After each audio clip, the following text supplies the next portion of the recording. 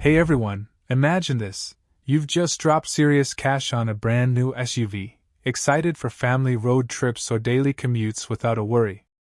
But a few months in, you're stuck on the side of the road, dashboard lit up like a Christmas tree, waiting for a tow truck. That nightmare is more real than you think for some 2025 models.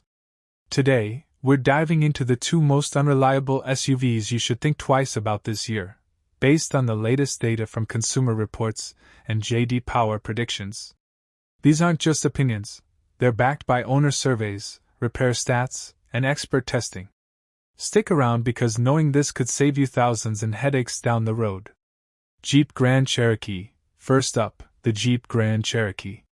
It looks tough and capable on the outside, with that classic Jeep styling that turns heads. But Consumer Reports gives it one of the lowest predicted reliability scores out there, around 22 out of 100. Owners report constant problems with the engine, electronics, suspension, and even leaks or strange noises.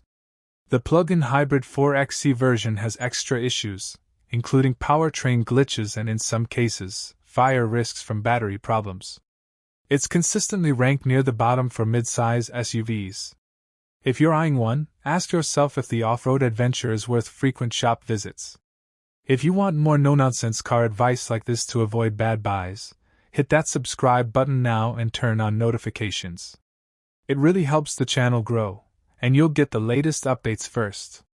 Cadillac Lyriq. Now, number 2, the Cadillac Lyriq. This all-electric luxury SUV promises cutting-edge tech and a smooth, quiet ride.